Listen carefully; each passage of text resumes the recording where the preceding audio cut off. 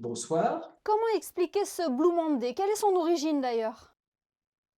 Le Blue Monday, c'est plus une histoire un peu de communicant, probablement de quelqu'un qui s'ennuyait dans son bureau et qui s'est dit comment est-ce que je vais parler de dépression et qui a calculé le lundi, plus très loin des fêtes, avec peu de soleil.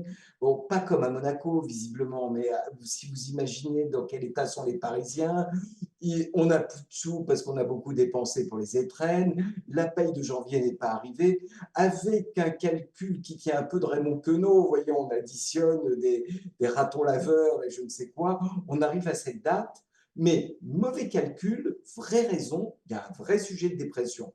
Donc, un mauvais concept comme le Blue Monday peut nous permettre de parler, et c'est un plaisir avec vous, d'une maladie insuffisamment connue et traitée, qui est la dépression. Oui, on va y revenir dans quelques instants, mais en quelque sorte, là, on s'accroche à une météo plus froide, à des jours plus courts, pour expliquer un moral en berne. Alors, il y a deux choses différentes.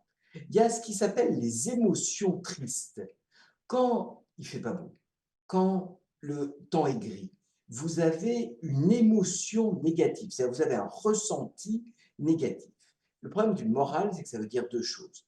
On peut aussi avoir, certaines personnes font des dépressions saisonnières, c'est-à-dire des maladies dépressives. Tout notre travail, à nous psychiatres, c'est de faire la différence entre la tristesse, qui est une réaction totalement normale, hein, quand il nous arrive quelque chose de grave dans la vie, à l'occasion d'un deuil, à l'occasion d'une rupture. C'est très pathologique de ne pas ressentir de la tristesse. Ressentir de la tristesse est un indice de normalité d'un côté. Et puis, il y a les maladies dépressives. Et vous voyez, c'est toujours dans ce flou-là qu'on est. On est peut-être un peu triste pour le Blue Monday, mais moi qui suis médecin, je vous dis, à cette occasion-là, repérons ceux qui sont malades de la dépression. Oui, voilà, parce que ce Blue Monday, comme vous le mentionnez, il a le mérite de mettre en avant la réalité de la dépression. La dépression, vous savez, le suicide, c'est la première cause de mortalité avant 40 ans. La dépression, c'est une maladie qui va toucher une personne sur 10. On a en France, jusqu'à Monaco, un double record du monde. Un, le record du plus grand nombre de boîtes d'antidépresseurs vendues par habitant. Et deux, le record du plus petit nombre de déprimés traités.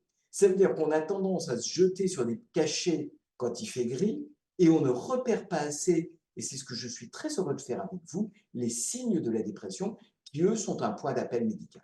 Quels sont les signes de la dépression, professeur? Le premier, c'est la perte d'envie. Vous voyez, il y a une différence entre être fatigué, avoir envie d'aller à Monaco, et puis ne pas avoir envie de vacances, ne plus avoir envie de s'amuser, ne plus avoir de libido. Le deuxième signe, c'est la perte d'énergie indépendant de l'activité. Globalement, est-ce que vous êtes déprimé le lundi ou le vendredi? Si vous êtes effondré le lundi, après un week-end passé tranquillement à vous reposer, là, on a un deuxième signe.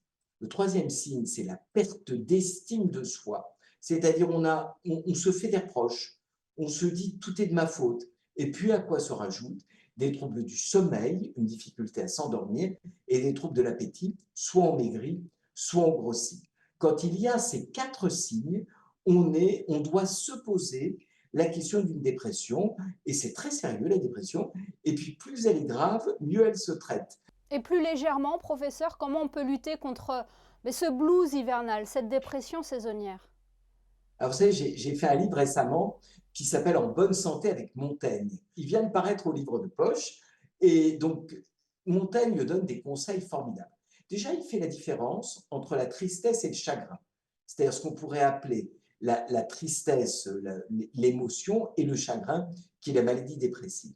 Et puis Montaigne dit quelque chose de joli, que j'ai toujours eu envie de dire en consultation et que je ne dis pas.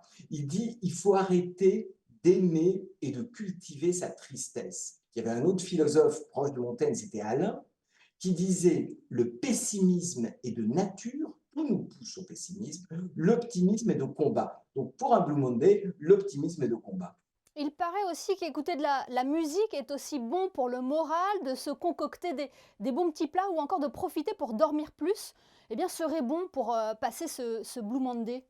Là encore, mon cher Montaigne, hein, et se réveiller avec de la musique, avec un orchestre.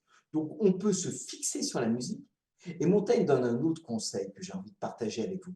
Montaigne dit, on a toujours trop d'amis. Vous savez, dans une époque où il faut être populaire, où il faut avoir plein de followers, de contacts sur les réseaux sociaux, Montaigne dit, et lui, il avait un ami qui était Étienne de la Boétie, parce que c'était lui, parce que c'était moi, il dit, on a besoin de quelques relations fortes, amicales, amoureuses. Lui dit même, il en faut qu'une, mais moi, dans mon livre, je dis deux, je vous en autorise deux ou trois. Mais au fond, voyons si à la fin de la journée, on a passé du temps avec celles et ceux qui comptent vraiment pour nous, ou si on a essayé de se développer une popularité artificielle. Oui, finalement, on retrouve plein de petites astuces dans votre livre qui s'intitule En bonne santé avec Montaigne. Merci infiniment, Michel Lejoyeux, d'avoir été notre invité ce soir sur Monaco Info.